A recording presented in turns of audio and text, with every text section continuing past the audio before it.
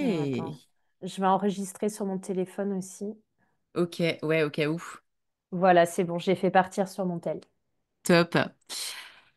Dans cet épisode de podcast, j'ai le plaisir d'accueillir Lina Maeva, qui est la créatrice de Instant Simple. Alors peut-être que vous en avez déjà entendu parler sur Instagram ou en écoutant son podcast. Alors je suis ravie de t'accueillir. Bienvenue dans le podcast, Lina Maeva. Merci beaucoup pour ton invitation, Ludivine. Ça me fait trop plaisir d'être là et de parler voyage avec toi aujourd'hui, même si on a déjà enregistré un autre épisode ce matin dans la foulée pour mon podcast. Donc, ça me fait plaisir de passer de l'autre côté du micro cette fois-ci. Ça fait du bien. Ouais, c'est clair. Effectivement, je me suis prêtée au jeu, donc vous pourrez écouter l'interview qui sera diffusée dans le podcast de Lina Maeva. Donc c'est Instant Simple, vous pouvez retrouver sur toutes les plateformes d'écoute. N'hésitez pas aussi à aller écouter son podcast parce qu'il est riche en voyage et ça, on aime bien évidemment. Alors Merci. du coup, dis-nous, Lina, je peux t'appeler Lina, tout Oui, oui, simplement. appelle-moi Lina, il n'y a aucun Ok. souci. Dis-moi, qu'est-ce qui t'a donné envie de créer ton compte Instagram? Alors, c'est une bonne question. Qu'est-ce qui m'a donné envie? C'est que depuis mes 19 ans, enfin aujourd'hui j'ai 27 ans, depuis mes 19 ans, j'ai toujours voyagé seule. Enfin, j'ai fait mon premier voyage solo à 19 ans et je suis tombée amoureuse en fait du voyage solo, du voyage en lui-même. Et, euh, et en fait, bah, du coup, j'ai fait des études de communication sur Lyon et à la fin de mes études, je me suis dit, je veux voyager, je veux continuer à voyager. Du coup, je me suis dit, bah, pourquoi pas retourner vivre chez mes parents en station de ski et devenir saisonnière. Donc, j'ai fait la vie de saisonnière pendant plusieurs hivers et plusieurs étés pour pouvoir avoir mes intersaisons de libre et voyager. Du coup, pourquoi Instant Simple? C'est parce que j'ai fait en novembre 2019, je suis partie au Japon pendant un mois et demi toute seule. Et en fait, au Japon, je me suis un peu redécouverte. C'était un voyage qui a été très fort en émotion parce que mon père est décédé en août 2019 et suite au décès de mon papa, qui était genre pas du tout prévu, même si, enfin, je sais pas si on peut dire que la mort était vraiment prévue, mais voilà, il est décédé d'une manière assez tragique. En gros, c'était pas une phase terminale d'un cancer ou quoi, même si ça reste tragique. Mais on s'y attendait pas. Donc en fait, il est parti comme ça et moi, j'étais vraiment pas prête. Et j'avais 21 ans. Et donc, je me suis dit, bah, pour faire mon deuil, il faut que je parte, de préférence très loin, où rien ne me rappellerait mon père. Donc, je suis partie au Japon pour ce voyage de reconstruction, on va dire. Et au Japon, je me suis ouverte à la spiritualité, j'ai découvert des paysages incroyables, j'ai découvert une culture que je ne connaissais pas. Et un jour, dans un restaurant de sushi, je rencontre un mec de Los Angeles, aucun rapport. Et en fait, on parle pendant toute une soirée de la vie, de la mort, de développement personnel, de choses comme ça. Et là, il me dit, Mélina, on se connaît pas, mais là, ça fait une soirée qu'on parle ensemble et ça fait trop du bien de t'écouter. Du coup, promets-moi, en 2020, tu lances ton podcast. Et donc, c'est parti d'une promesse faite à un inconnu dans un resto de sushi. Euh, et du coup, je lui ai fait cette promesse. Au final, en avril 2020, bah, confinement. Confinement, donc du coup, j'ai du temps pour moi parce que j'étais saisonnière, donc station de ski fermée. Et donc, enfin, je décide à ouvrir ce compte Instagram qui s'appelle Instant Simple. Donc, du coup, c'était pas un podcast à la base, mais je m'étais dit, bon, j'ai fait quand même une promesse, donc je vais lancer un compte Insta où mon but, ça va être de partager mon parcours du deuil déjà, mes voyages et le développement personnel en général. Waouh, c'est une belle histoire que tu nous partages là, même si elle est empreinte d'émotions pas forcément toujours très agréables, mais bah, ça fait partie de la vie et finalement ça fait un peu écho à ce qu'on échangeait ce matin, bon, en tout cas dans l'épisode qui sera aussi partagé Oui. sur ton podcast, sur parfois on peut avoir des échecs ou des situations difficiles dans la vie qui font que on s'enrichit finalement de quelque part de tout ça. Et bravo à toi d'avoir bah, tenu ta promesse et puis aussi d'avoir su rebondir grâce au voyage après cette épreuve. Alors du coup, Mhm. pourquoi tu as choisi le nom Instant Simple? Bah, c'est toujours en écho à mon papa, du coup, Ok. parce que c'est vrai que je peux pas parler de l'histoire d'Instant Simple sans parler de mon père, même si on avait des rapports très conflictuels avant son décès, malheureusement. C'est juste que il m'a pas dit beaucoup de choses qui m'ont marqué dans ma vie, mais il m'a dit une chose un jour. Il m'a dit, tu sais, Lina, dans la vie, il faut vivre des moments simples et des histoires vraies. Et, euh, et en fait, cette phrase, elle a résonné longtemps chez moi, genre vraiment Hmm. longtemps. Et le jour où je me suis retrouvée pendant le confinement à chercher le nom Instant Simple, en fait, j'ai fait un nuage, j'ai pris une feuille, j'ai noté plein de mots qui Mhm. m'inspiraient et j'ai noté parce que je suis très attachée au moment présent, à la nature, à faire les choses de manière authentique, vraie, simple, la liberté, etc. Et du coup, j'avais le mot instant et le mot simple dans ce nuage de mots et je trouvais qu'ils matchaient bien ensemble. Donc voilà. Complètement. Ah bah, chouette, c'est une belle. Tu m'as mis l'émotion, je sais pas si ça se voit. Bon, moi, j'ai pas de problème à parler Oh, d'émotion, mais ouais, c'est monté. Je me suis dit, bah, je vais me mettre à pleurer. Mais, euh, mais non, en tout cas, c'est OK si ça arrive. merci du partage. Ouais, ouais. Écoute, on est nature peinture ici. Exactement. Alors aujourd'hui, Instant Simple, donc c'est un podcast, c'est un compte Instagram. C'est vrai que je t'ai lancé direct dans le vif du sujet du compte Instagram. Ce qu'il faut savoir, c'est que ton compte Insta, c'est pas un petit compte. Tu as quand même près de 20 000 abonnés, il me semble. T'en es où C'est aujourd'hui dans les ça. chiffres? J'en suis à 27, je crois, 27 Ah 000. oui, c'est pas près, c'est Voilà. plus, on est près de 30. Ça, c'est quand même bah, une belle communauté que tu as su rassembler. Et qu'est-ce qui fait Merci. justement que tu as été... qu'est-ce qui fait que tu as eu envie de rassembler une communauté? Est-ce que c'était une volonté de ta part de créer une grosse communauté? Est-ce que non, tu t'es lancé finalement au petit bonheur de la chance, si je puis dire? Comment ça s'est passé pour toi le développement? Alors, c'est une très bonne question. Au départ, Instant Simple, comme je l'ai expliqué pendant le premier confinement, au final, c'était vraiment une autothérapie presque. C'est-à-dire que je lançais mon compte Insta et j'avais envie de partager ce qui me faisait du bien à moi et le parcours que j'étais en train de vivre, parce que le parcours du deuil, mine de rien, c'est des montagnes russes émotionnelles tous les jours. Et je voulais raccrocher ça au voyage. Et c'est vrai que quand j'en parlais autour de moi du voyage en solo, beaucoup de femmes me disaient, mais t'as pas peur, mais c'est un truc de fou, comment tu fais? Enfin, puis ça te coûte combien? Puis ci, puis ça. Enfin, on me posait plein de questions. Du coup, au début, j'avais vraiment cette volonté déjà de faire de l'autothérapie entre moi et moi et de partager mes états d'âme sur certains sujets, partager mes conseils voyage, mes bonnes adresses, etc. Et en fait, ça a pris petit à petit. Mais là, tu vois, je l'ai créé en avril 2020.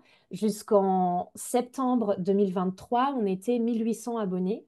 Donc, enfin, ce qui est quand même beaucoup, 1800. Mais tu vois qu'il y a eu un gap entre... Ah ouais, il y a eu 26 énorme! 000 personnes qui se sont ajoutées en moins d'un an. Et du coup, j'ai essayé de comprendre pourquoi. Donc, il faut savoir que quand j'ai lancé mon compte Instagram en 2020, j'avais pas du tout d'objectif professionnel derrière. C'était vraiment perso, passion, etc. Et je pense que c'est ça qui m'a fait tenir aussi sur la longueur. C'est que ça a toujours été un projet de cœur et un projet qui me passionnait. Euh, et j'aurais pas pu, enfin, si je voyais qu'un objectif business derrière mon compte Insta ou création de communauté ou faire de l'influence ou quoi, j'en serais pas là où j'en suis aujourd'hui parce que faut être drivé par une motivation plus forte que l'argent ou les followers parce que c'est clairement pas une fin en soi. Donc voilà. Et du coup, ouais, en septembre, donc je me suis lancée à mon compte avec Instant Simple en octobre 2022. Peut-être qu'on en reparlera un peu plus après. Et du coup, de octobre 2022 jusqu'à septembre 2023, bah voilà, j'avais 1800 abonnés. J'arrivais à fédérer un petit peu. J'avais ce noyau de communauté dure. Et en fait, cette année, en juin 2024, du coup, j'ai décidé de partir en road trip. Donc, j'ai aménagé ma voiture en minivan. Donc, c'est une Dacia Stepway. Donc, c'est tout petit, mais c'est assez grand pour moi. Donc, c'est bon. J'ai aménagé ma voiture en van et mon objectif, c'était de venir à la rencontre de mes abonnés et de faire le tour de France dans ma voiture, en dormant dans ma voiture en mode solo. Et j'ai documenté ça sur les réseaux et je me suis rendu compte, bah, c'est là en fait que j'ai pris ces 26 000 abonnés parce que je me suis rendu compte que les personnes aujourd'hui, ce qu'elles recherchent sur les réseaux, elles recherchent un concept plus qu'une personne. Elles recherchent plus un concept à suivre, une histoire à suivre, plutôt que suivre une personnalité. Ouais, c'est un petit peu comme ce que ça se rapproche des influenceurs, des influenceuses. Alors, il y a la personnalité, mais il y a aussi ce qu'elle vit. Est-ce que C'est ça. toi, tu te considères comme influenceuse aujourd'hui ou pas? Alors, j'aime pas ce mot parce que je trouve que le mot influence, ça, enfin moi, c'est négatif pour moi. J'aime bien dire que je suis inspiranceuse. À la limite, je sais pas si on peut le dire, mais j'aime inspirer les gens, mais je ne les influence pas. Enfin, pour moi, le côté influence, il y a presque un côté manipulation et j'aime pas trop ce terme. En fait, mon rôle, c'est vraiment d'inspirer et ça, je le fais avec mes podcasts, avec mon compte Insta et quand je reçois des DM de «Oh, merci, tu m'as trop inspiré à faire ça, grâce à toi, j'ai réservé mon billet d'avion, j'ai quitté mon table, j'ai fait ci, j'ai fait ça», ben, ça me génère tellement de gratitude. Du coup, dans les faits, on peut dire que je suis influenceuse comme toute personne qui peut collaborer avec des marques ou quoi, mais ouais, c'est le terme qui me plaît pas. C'est vraiment l'inspiration et bah C'est d'ailleurs ça. ça se ressent aussi dans ton podcast. Justement dans ton podcast, comment tu l'as imaginé au départ? Est-ce qu'il a évolué? Et qu'est-ce qu'on peut écouter dans ton podcast comme Alors, inspiration? voilà. Alors, mon podcast, à la toute base, en fait, ça part du fait que je n'ai jamais oublié cette promesse que j'ai faite au monsieur que j'ai rencontré au restaurant de sushi à Kyoto. D'ailleurs, je me souviens plus de son nom et je pense que il ne se souvient peut-être même plus de cette phrase qu'il m'a dite. Mais tu sais, il y a des gens, des fois, que tu croises dans la vie, Mm. ils vont te dire une phrase, eux, ils s'en souviendront pas, mais toi, ça t'a marqué à vie. Bah, lui, c'était ça. Tu l'as jamais Donc, revu du coup, cet homme? non, non, je l'ai jamais revu. C'était vraiment, on s'est rencontrés au Fushimi Inari Taisha, donc c'est un sanctuaire à Kyoto, et on a échangé nos Insta. Le soir, on a été dans un resto de sushi. Après, on est allé dans un bar, et puis ensuite, on s'est quitté. Et je pense que je devais le suivre sur mon Insta perso, mais genre, on s'est jamais reparlé par la suite. Mais si un jour il m'écoute, voilà, je le remercie. Et du coup, Belle voilà, rencontre. exactement. Et le podcast, c'est vraiment parti de ça. Et je m'étais dit, bah, il faut qu'il y ait un concept, parce que pour moi, ce qui est important avec le podcast, c'est d'avoir un concept fort qui se démarque et qui puisse durer dans le temps. C'est-à-dire qu'il soit pas trop spécifique, mais pas trop global non plus. Tu sais, il faut trouver Mm. le juste milieu. Du coup, je me suis dit, bah, mon concept avec le podcast, c'est de dire, instant simple, c'est le podcast qui mêle voyage et dev perso. Et du coup, dans chaque épisode, on parle d'une histoire de voyage, d'une aventure de vie et en quoi ça a challengé la personne d'un point de vue développement personnel. Trop chouette. Et du coup, est-ce Donc, qu'il y a des épisodes qui t'ont marqué plus que d'autres, des histoires de vie euh, inspirantes justement? alors, dans le podcast, du coup, il y a deux types d'épisodes. Il y a les épisodes où je suis en mode solo et je parle d'une expérience qui m'est arrivée. Et il y a des épisodes où j'ai des invités, du coup, et c'est eux qui me racontent leurs histoires. Il y en a plusieurs qui m'ont soit fait rire, soit ému, etc. Je dirais dans les invités, il y a l'épisode avec Cindy qui parle en fait, enfin c'est l'épisode sur la Colombie et en fait c'est une femme, c'est vraiment un film cet épisode. En fait c'est une femme genre enfin chic parisienne, fille de la ville à fond, qui part en voyage en Colombie avec sa meilleure amie. Sa meilleure amie est colombienne, donc ils partent, je te fais l'épisode assez court, mais en gros, elles partent toutes les deux en février-mars 2020, donc tu commences à voir où je veux en venir. Elles partent en Colombie chez la famille du coup de sa meilleure amie. Et un jour, elle décide d'aller dans un tout petit village où il y a une autre partie de sa famille pour organiser son anniversaire. Donc l'anniversaire de la meilleure pote. Et donc, elle débarque dans ce village. Tous les gens doivent arriver le lendemain. Donc, elle se retrouve avec bah, les trois, quatre personnes de la famille de sa meilleure amie en attendant tous les autres invités. Et là, Covid, lockdown, fermeture des frontières, etc. Et elle se retrouve avec, en pleine campagne colombienne, au milieu de la jungle, de la forêt, tout ça, avec une valise à roulettes, avec des talons, des jupes et tout. Et elles doivent passer le confinement dans cette jungle colombienne avec des mini-jupes et des talons, quoi. Ça promet l'épisode. Bon, bah écoute, je Voilà. vais aller me l'écouter tout à l'heure. C'est Bah, c'est chouette en tout cas d'avoir ce ouais. genre d'anecdote à Mm. partager. En plus, tu le racontes très bien, je trouve. Merci.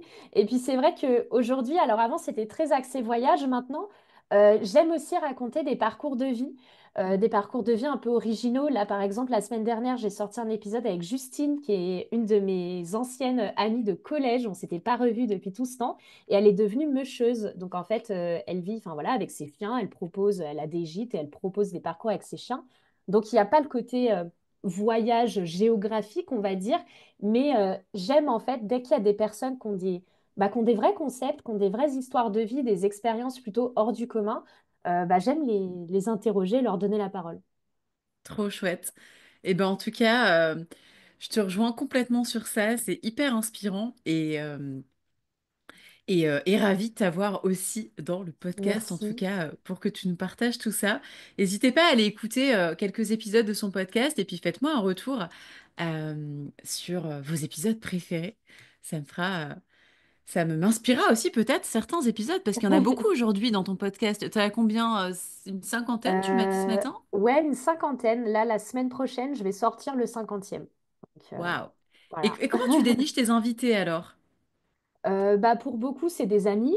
Ok. Voilà. Au début, j'ai commencé comme ça, hein. Des fois, il n'y a pas besoin. Et ça, c'est quelque chose aussi que j'ai envie de véhiculer aux personnes. On n'a pas besoin d'être connu, d'avoir des milliers d'abonnés pour être légitime pour passer sur un épisode de podcast ou quoi. J'estime que chaque personne sur cette terre a des histoires incroyables à raconter. Je pense notamment à l'épisode que j'ai fait avec Arnaud, un gars que j'ai rencontré, un surfeur que j'ai rencontré pendant mon road trip en bord de plage, qui dormait dans sa voiture, qui est prof de français à Mâcon alors que j'ai rencontré à Osgore et qui nous a parlé de son trek en Patagonie. Enfin, vraiment, les invités que je déniche, c'est des gens que je croise pendant mon parcours et à un moment, je parle avec eux et ça me fait un déclic et je dis, bah tiens, j'ai la caméra, j'ai le micro, let's go, on y va. Trop cool.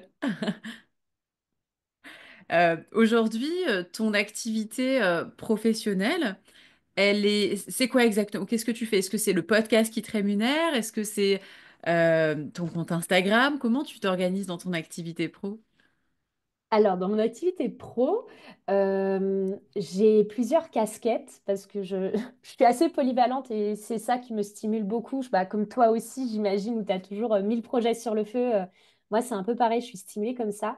Donc, en fait, quand je vais lancer mon compte enfin, quand je me suis lancée à mon compte en octobre 2022, j'ai passé une certification pour devenir coach de vie parce qu'en fait, j'ai remarqué que plusieurs personnes qui me suivaient sur Insta me demandaient de les coacher en fait. Et à l'époque, j'avais aucune, enfin, je savais pas ce que c'était cette activité. Du coup, j'étais pas formée. Enfin voilà. Donc, je me suis dit, je vais me former. Enfin, je me suis renseignée sur l'activité de coach. Je me suis dit honnêtement, j'ai l'impression que je peux aider des personnes comme ça et que ça me fait vibrer aussi.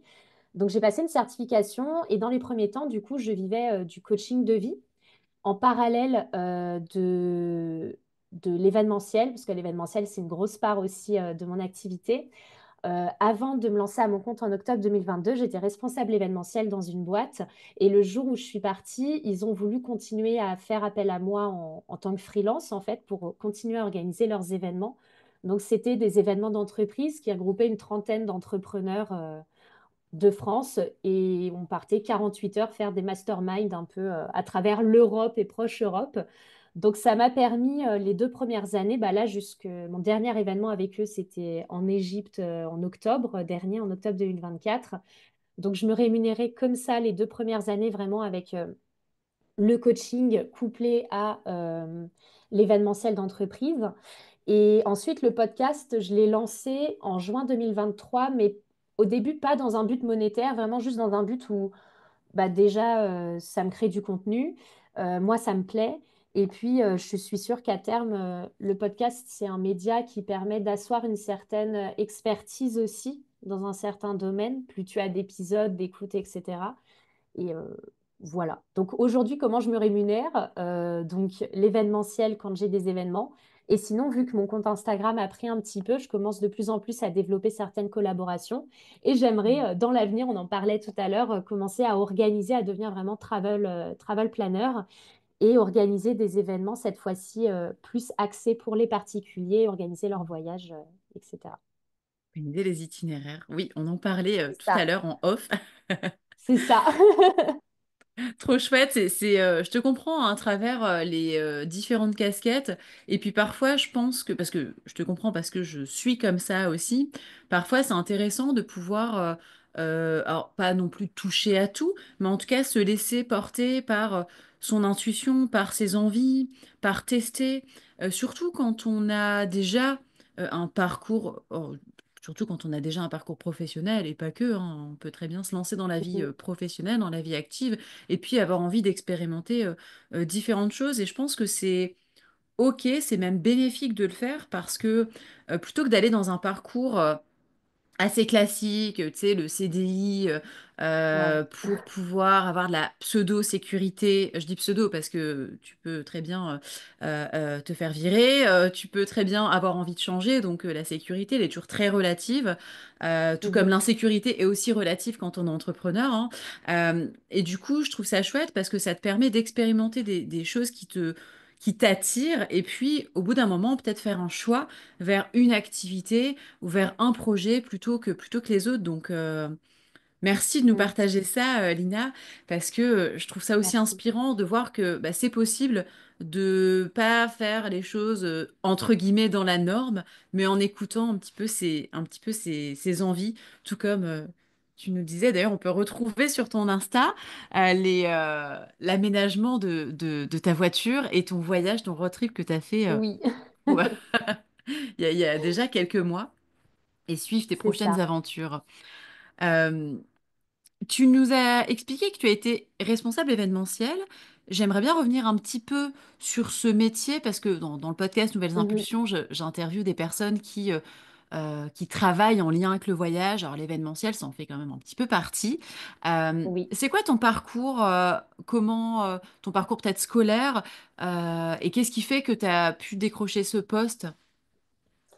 Alors, je vais dire cette fameuse phrase, la vie, c'est avant tout des rencontres. Et c'est surtout la vie, c'est savoir saisir des opportunités. C'est savoir dire oui facilement, en fait, et arrêter de se mettre souvent des œillères. Donc, si je dois revenir sur mon parcours, j'ai fait un DUT, une licence pro. Donc aujourd'hui, c'est l'équivalent du BUT. Donc c'est en 3 ans. Donc j'ai fait ça à Lyon. C'était en communication marketing. Donc en com, on a eu un petit cours sur l'événementiel, mais c'était vraiment genre un module de quelques heures. C'était pas quelque chose de très complet. Et comme je disais tout à l'heure, à la fin de mes études, j'ai directement voulu partir en voyage. Donc je suis passée réceptionniste dans un hôtel en saison. Et en fait, le fait d'avoir commencé ma vie pro par, je ne sais pas si tu as déjà été saisonnière dans l'hôtellerie-restauration, Un petit peu, oui. un petit peu. Bah, je sais que, en tout cas, le fait d'avoir commencé ma vie pro par le monde des saisons, ça m'a beaucoup appris parce que ça m'a appris à travailler dur. Ça m'a appris l'esprit d'équipe aussi. Ça m'a appris à devenir débrouillarde, à parler anglais. Enfin, ouais, ça m'a vraiment débrouillardisé. Genre, c'est pas un mot français, mais tu comprends. Et ensuite, du coup, j'étais à la fois réceptionniste, j'aidais à la plonge, je faisais les réseaux sociaux. En fait, j'ai tout de suite pris mes marques dans l'hôtel et j'ai été force de proposition. Je me suis dit, bah, j'ai fait des études en com, autant que je propose de faire un Instagram et puis de proposer de faire le Facebook. Et en fait, c'était un hôtel bar-restaurant qui gérait les après-ski. Donc, il y avait toute une programmation musicale avec des artistes à prévoir tous les soirs. Donc, on m'a aussi délégué une partie de ce côté après-ski. Donc, j'ai mis, on va dire, un premier pied dans l'événementiel, un peu avec organiser les après-ski de la station, enfin, de là où j'étais. Et ensuite, je suis partie vivre en Martinique pendant quelques mois. Là-bas, je suis devenue chef de rang du carré VIP d'un gros bar d'ambiance en Martinique, donc rien à voir avec l'événementiel. Enfin, j'étais dans le côté monde de la nuit, mais là, ça me convenait pas du tout. Donc, je me suis un peu brûlé les ailes, on va dire, dans le monde de la nuit. Après, je suis revenue, donc j'ai rencontré un gars, un militaire, et donc je suis partie m'installer à Carcassonne. Et à Carcassonne, j'ai voulu avoir une vie un peu plus posée, enfin. Et là, je me suis dit, bah, je vais commencer à postuler dans des emplois pour lesquels j'ai étudié, j'ai été formée, parce que vu que j'avais une vie un peu plus posée, je m'étais dit, bah, l'hôtellerie-restauration, j'ai fait un peu le tour, j'ai envie de tester autre chose. Et j'ai vu un poste d'assistante de communication pour cette boîte où j'ai travaillé après. Et en fait, bah, ma responsable de communication m'a tout de suite délégué le côté événementiel parce que elle aimait pas du tout ça. Et, euh, et du coup, moi, bah, je venais d'arriver, c'était mon premier jour, j'ai pas trop eu mon mot à dire. Je savais pas trop faire des événements, donc je me suis retrouvée comme ça là-dedans. au final, je me suis bien débrouillée. Donc, du coup, ils m'ont passé responsable événementiel et je me suis détachée de cette responsable communication, du coup. Et j'ai commencé à développer mes propres, enfin, les événements pour la boîte. Et ce que je dirais dans l'événementiel, pour en revenir à la question de base, c'est que je suis tombée dedans un peu comme ça, mais c'est surtout la passion qui fait tenir. Et pour moi, l'événementiel, c'est vraiment un domaine où si tu aimes organiser les choses, enfin, moi, je voyais vraiment les événements que j'organise comme un voyage que j'organise pour moi, mais fois 30 quoi. Donc Yes. voilà, à partir du moment où tu as l'organisation, ça peut que aller. Et c'est quoi les qualités? Alors, il y a l'organisation, mais est-ce qu'il y a d'autres qualités qui, selon toi, il est indispensable d'avoir quand on veut se lancer dans l'événementiel? Pour moi, c'est l'empathie aussi. Et le fait, alors, c'est assez marrant parce que du coup, j'ai été recontactée par l'endroit où j'ai fait mes études, donc l'université à Lyon, pour être intervenante. Donc, à 25 ans, je me suis retrouvée à donner des cours d'événementiel à des élèves qui étaient à ma place 3 ans, enfin, où j'étais à leur place 3 ans avant. Et dans les qualités que j'ai données quand je donnais ce cours d'événementiel, justement, je disais l'empathie et le fait d'être gentil avec les gens. C'est-à-dire l'empathie, pour moi, d'un point de vue événementiel, c'est de comprendre les intérêts de chaque partie, en fait. Quand tu organises un événement, c'est comprendre quel est l'intérêt pour l'hôtel d'accueillir ton événement. C'est te mettre à la place du réceptionniste, te mettre à la place du commercial de l'hôtel et te dire, bah, si j'étais à sa place, euh, qu'est-ce qu'on devrait me dire pour que j'accepte, tu vois. Du coup, il y a vraiment ce côté, voilà, se mettre à la place des différentes parties prenantes de l'événement pour comprendre leurs attentes, bien comprendre quand tu as un événement, c'est objectif, cible, moyen. De toute façon, c'est l'objectif de ton événement, c'est le connaître. C'est est-ce que ton événement, il a pour objectif que les personnes, elles se rencontrent ou est-ce que les personnes se connaissent déjà? Est-ce que l'événement, il a un objectif lucratif ou pas? Est-ce qu'il a un objectif à être médiatisé ou pas?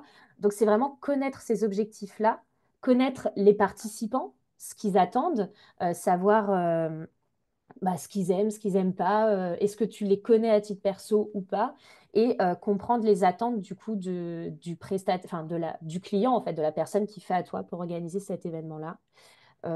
Voilà, donc en fait, c'est un peu être au centre de tous les intérêts communs des uns et des autres et de trouver le bon mix et ne pas hésiter à avoir ce petit esprit de négociation aussi parce que mine de rien, c'est vrai que pour avoir travaillé enfin, j'ai fait des événements à Marrakech, à Istanbul, en Estonie, en Égypte. À chaque fois, c'est pas les mêmes manières de faire du commerce, que ce soit des Égyptiens, des Marocains ou des Estoniens. Donc, c'est vraiment être dans l'adaptabilité et toujours avoir des plans de secours. Toujours, ouais, ça c'est hyper important, Toujours. clairement. En Est-ce fait, qu'il y moi, a un mon cas objectif. justement où, est-ce qu'il y a une fois où tu as dû déployer ton plan de secours? Alors, en fait, quand j'ai dit plan de secours, je me suis peut-être un peu trop avancée. En fait, mon plan, c'est d'avoir un plan A qui est tellement bien rodé. Mais quand je dis rodé, c'est que une fois que mon plan A, il est ficelé, je ficelle mon plan, je me fais une feuille de route presque minute par minute des choses qui vont se passer pendant l'événement. Et en fait, mon plan A est tellement bien rodé que j'ai les contacts de tous les taxis, j'ai les contacts de tous les hôtels, de tous les prestataires, etc. Et je me dis que s'il y a un imprévu, mon plan A est tellement bien rodé que je vais forcément réussir à trouver une solution. J'ai un exemple d'un événement que j'organisais, bah, c'était à Marseille, donc voilà, on n'était pas à l'autre bout du monde. C'était à Marseille, bah là on était pareil une trentaine et j'avais réservé une sortie bateau sur les calanques pour que les personnes en fait elles apprennent à se connaître, qu'on aille nager, découvrir les calanques, tout ça. Donc on avait deux bateaux qui nous attendaient normalement au vieux port de Marseille et 2 jours avant l'événement, euh, enfin, le prestataire de location de bateau nous dit, bah écoutez, il y a trop de vent, vous devez partir du port de Cassis. Cassis, je ne sais pas comment on prononce Hmm. Ok, oui, Cassie. et de Cassis, et c'est le week-end du Delta Festival. Donc la circulation à Marseille, enfin je te laisse imaginer le truc. Et là, du coup, je me dis alors comment faire? Parce que dans mes plans, bah, il y a un trajet en plus à rajouter. Déplacer 30 personnes, c'est pas déplacer une personne. Donc 30 personnes, c'est bus ou deux minibus, etc. Circulation, trafic, enfin voilà, il y avait pas mal de choses. Donc j'arrive au final 48 heures avant à régler, à faire en sorte de réserver un petit, enfin un petit, comment? Un petit resto sympa pour le midi et après choper les taxis qui nous emmènent à Cassis. Sauf que du coup, là, j'ai réglé ce premier imprévu. Et en fait, on est au resto et là, il manque 3 personnes à l'appel. Du coup, je les appelle et là, ils me disent, on est coincé à Marseille-Saint-Charles, il y a le feu dans la gare et notre train ne peut pas Ah ouais, arriver. ok. Et là, du coup, je me dis, bon, l'incendie dans la gare, je ne l'avais pas prévu. Et en fait, c'est ça. En fait, l'événementiel, ça demande aussi d'avoir une certaine résistance au stress et une certaine capacité à se débrouiller dans toutes les situations. Et c'est ça que le voyage en solitaire m'a beaucoup appris aussi. Et, et c'est comme ça que j'arrive aussi souvent à rebondir. C'est que, OK, il y a le feu à la gare. Bah écoute, vous me dites dans combien de temps c'est débloqué. Moi, je vous prévois déjà un taxi qui va vous amener jusqu'à là avec tel temps de trajet et tout. J'appelle le bateau. Enfin, et au final, tout s'est bien goupillé. Et c'est vrai qu'en événementiel, ce qui est compliqué, c'est que le client, quand il te délègue un événement, il faut que ça se passe bien et il faut pas que tu lui fasses ressentir qu'il y a des galères. Donc du coup, tu dois avoir une certaine gestion du stress pour pas avoir l'air complètement paniqué autour de ton client. Et surtout que peu importe le problème, s'il y a un problème, bah, ça va être répercuté forcément sur toi et ton travail, même si je n'étais pas responsable de l'incendie à la gare de Marseille. Et du coup, t'étais systématiquement présente sur place lors des événements? Alors oui, c'est vraiment quelque chose qui me tenait à cœur parce que mon objectif de vie, ma mission de vie, c'est de faire vivre aux gens des moments dont ils se souviendront. Et je me suis vraiment rendu compte que c'était ça qui me drivait au quotidien et ça, je le fais via toutes les plateformes que j'ai. Et en fait, l'événementiel, c'est le fait d'être présente pendant l'événement et de voir des étoiles dans les yeux des gens quand ils visitent les pyramides ou qui sont sur le bateau dans les Calanques ou qui font de la luge à Annecy, enfin un petit peu plus haut qu'Annecy et tout, et ben c'est ça qui me génère moi le plus de satisfaction personnelle. Donc c'est vrai que j'aime bien être présente pendant les événements pour voir les étoiles dans les yeux, quoi. Trop chouette. Mais alors, du coup, quand tu vas devenir travel planner, tu vas aller en voyage avec tes clients? Non, alors là, du coup, je ne pense pas. Justement, non, non, je pense pas. Mais c'est vraiment ce que j'aime, en fait, c'est de me dire Mm. que euh, comme le colibri, j'ai fait ma part. C'est-à-dire que quand tu proposes un itinéraire et que la personne, elle revient des étoiles dans les yeux et qu'elle te dit, mais merci, c'était incroyable, et ben tu sais que d'une certaine manière, tu as contribué à la création de son souvenir. Mm.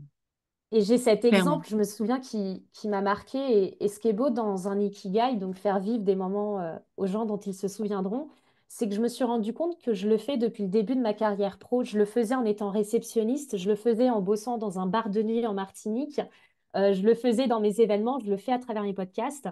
Et je me souviens d'une fois quand j'étais réceptionniste, il y avait une famille qui était en vacances, c'était l'été à la montagne. Et l'été à la montagne, des fois, il pleut, il y a des orages, ça arrive. Et ils étaient là une semaine et ça faisait 3 jours qu'il pleuvait, mais des torrents d'eau. Et je les vois au petit-déj et ils sont un peu d'une humeur maussade. Et je leur parle un petit peu, je leur sers le petit-déj, je leur dis, bah alors, vous avez prévu quoi aujourd'hui? Et puis ils disent, oh, bah vous avez vu le temps, on va rien faire et tout. Et là, je commençais à leur dire, mais vous savez que le rafting sous la pluie, c'est un truc de dingue. Franchement, faut que vous essayiez et tout. Et en fait, je les oriente du coup vers un prestataire de rafting qu'on connaissait bien avec l'hôtel avec qui je bossais. Et le soir, ils reviennent, mais genre avec un sourire jusque-là. Et ils me disent qu'ils ont fait du rafting et que c'était trop bien. Et je me dis, bah ouais, j'ai fait ma part, genre j'ai contribué à leur créer un souvenir inoubliable en famille, quoi. Ouais, c'est hyper gratifiant. C'est Et ça. ça rejoint le customer care finalement, qui est Mhm. aujourd'hui plus que jamais, je trouve, hyper important. Le fait de C'est prendre vrai. soin du client et de ses envies. En tout cas, effectivement, l'événementiel, le voyage, tout ce qui a trait au tourisme aussi, ça s'y Mhm. prête beaucoup et c'est hyper important, je trouve, dans nos métiers. Donc, merci de nous le rappeler, Avec Lina. plaisir. Parlons maintenant de voyage, justement. Donc, parce que tu nous as expliqué que tu as fait Alors, tu as fait pas mal de voyages en solo, commencé par le Japon, tu as été en Martinique, etc. Tu as fait un road trip aussi dans ta voiture, mais tu pars bientôt pour Oui. un autre voyage. Alors, sans ta voiture cette fois. C'est Est-ce que ça. tu peux nous parler de ton prochain voyage? Alors, mon prochain voyage, je ne sais pas quand est-ce que cet épisode partira, mais en tout cas le 16 janvier, donc là on est le 9, donc dans une semaine, je m'envole pour la Thaïlande. Un voyage en Asie du Sud-Est pour une durée indéterminée. C'est ce que j'aime bien me dire, c'est que là, en fait, si j'ai lancé Instant Simple à la base, enfin, si je me suis lancée en tant qu'auto-entrepreneuse, c'était vraiment dans l'optique de d'avoir un travail au service de ma vie et pas l'inverse, et de me créer en fait cette liberté géographique que j'attends tant. Et aujourd'hui, c'est enfin chose faite. J'arrive à gagner ma vie en étant 100% digital, voilà, full remote, comme on dit aujourd'hui Mm. dans le jargon. Donc, je suis 100% digital nomade et il est grand temps pour moi que je parte de là où je suis originaire. Et donc, voilà, je pars en Asie du Sud-Est. Et bizarrement, moi qui aime, bah, pour mes clients, du coup, organiser tout à la minute près, d'avoir un plan A très rodé, là, je n'ai aucun plan. Voilà, quand il s'agit de moi, j'aime faire les choses au feeling, rester le temps que j'ai envie de rester dans un endroit, de faire aussi, notamment en voyage solo, ça se ressent encore plus. Il y a beaucoup de rencontres et notre voyage en tant que voyageur solo est influencé par les gens qu'on rencontre. On n'est jamais à l'abri de rencontrer quelqu'un avec qui on va passer un mois et on va aller dans certaines destinations qu'on n'avait pas du tout prévues au départ. Et pour moi, le fait du coup de ne rien prévoir, là actuellement, je vous parle, j'ai juste mes 2 premières nuits de réservées parce que bah, je voulais quand même un endroit où dormir une fois que j'arrivais. Mais ensuite, je ne sais pas ce qui va se passer. Et le fait de rien savoir, ça veut dire que j'ai aucune attente. Et du coup, quand tu n'as pas d'attente, tu peux pas être déçu. Mm. Alors que quand tu te rends dans une destination et que tu sais en avance, que tu prévois peut-être trop à la lettre ce que tu veux faire, tu profites des fois un peu moins de ce que tu vois. Complètement. C'est vrai que c'est un petit peu le travers quand tu organises toi-même ton voyage, tes vacances, Ouais. et que tu vas vraiment planifier à la minute, ou bon, peut-être pas à la minute quand tu es en voyage. Quoique, je sais qu'il y a des personnes qui sont vraiment très carrées là-dessus. Alors moi, j'en fais pas partie comme toi, même si c'est mon métier d'organiser, que ce soit voyage, événement. Alors pour moi, j'aime énormément la flexibilité et on en parlait justement dans l'épisode dans lequel j'interviens dans ton podcast. Oui, Pour moi, c'est aussi l'un exactement. des avantages du métier de travel planner, c'est cette flexibilité qui est apportée parce que tu vois, il n'est pas rare que j'organise des itinéraires pour des personnes qui, elles non plus, n'ont pas forcément envie de tout planifier à l'heure ou même à la journée. Et du coup, ça apporte beaucoup de liberté dans le choix qu'on fait de rester ou pas plus ou moins de temps sur place, des prestataires qu'on choisit et tout. Donc ça, Mhm. c'est quand même un gros avantage. Euh, Et ce qui et est, du coup, bah, je t'écoute. et j'allais dire, ce qui est vrai aussi, c'est que quand tu pars à durée indéterminée en tant que digital nomade, tu peux aussi te permettre d'être aussi flexible et de rien prévoir. Mais quand tu es salarié, et ça peut être très bien d'être salarié, mais quand tu es salarié et que tu as prévu tes vacances et que tu sais que tu n'as que 2 semaines pour aller dans telle ou telle destination, je comprends tout à fait que tu aies envie de voir le maximum et de profiter au maximum et peut-être pas de te laisser aller 2 semaines juste dans la même ville, dans le même endroit et vouloir faire plus de choses. Et du coup, pour moi, le fait de planifier les itinéraires des personnes, bah, justement, ça permet aux gens de se laisser surprendre par leur voyage puisque c'est pas eux qui l'ont prévu. Et il y a cette phrase que j'aime beaucoup qui dit, le touriste voit ce qu'il est venu voir et le voyageur voit ce qu'il voit. Et, et c'est vrai, enfin, c'est tellement mon état d'esprit et je sais que quand je commencerai à organiser du coup les itinéraires et je pense que c'est aussi ton état d'esprit, bah, que la personne elle soit surprise par ce qu'elle va faire et qu'elle soit pas déjà spoilée à l'avance par tout plein de choses quoi. Mm. On retrouve le customer care, le fait de trouver le petit truc qui va lui faire plaisir. Ça, c'est C'est ça. vraiment hyper, ouais, c'est hyper stimulant, je trouve, en tout cas, cette approche-là. Et tu pars donc pour une durée indéterminée, mais est-ce que tu t'es quand même fixé euh, un moment de retour ou absolument pas? Comment tu as fait euh, et, bah, pour te décider à partir? Alors, je dis que j'ai pas de date de retour, mais je sais que j'ai un couple de meilleurs amis qui se marient mi-juillet. Donc, je suis invitée au mariage et ça me tient vraiment à cœur d'assister à leur mariage. Donc, je sais que je referai un petit aller-retour en France en juillet normalement. Mais voilà, j'ai dit aller-retour. C'est pas pour rien, je pense. Voilà, c'est sorti comme ça. Aujourd'hui, j'ai 27 ans et je ne sais pas en fait où je veux. Je ne sais pas où je veux vivre. J'ai pas encore trouvé un endroit où je me sente bien et où je me sens assez bien, du moins pour poser mes valises.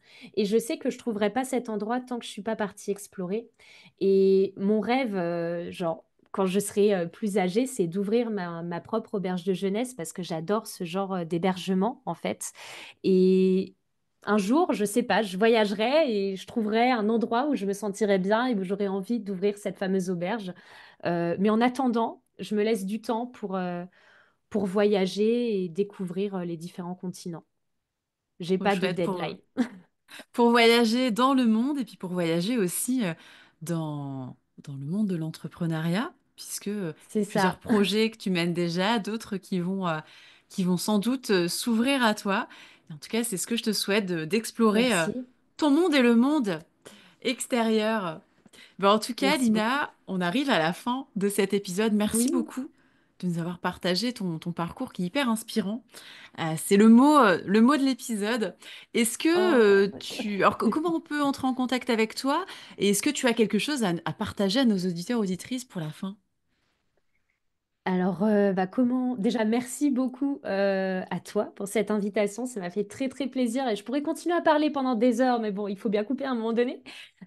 Du coup, où est-ce qu'on peut me retrouver? Eh bah, tout simplement sur Instagram, vous l'aurez compris, sur instant-du-8 simple. Et sinon, bah, sur le podcast Instant Simple. Voilà, n'hésitez pas à aller voir. Et si vous avez envie de voyager en solo, mais que vous n'osez pas vous lancer, j'ai prévu un guide prévu à cet effet justement où j'accompagne la personne à organiser son premier voyage solo en autonomie et passer un peu au-delà et casser surtout en fait toutes les peurs qu'on peut avoir concernant le voyage en solo et notamment le voyage en solo au féminin. Hmm. Voilà.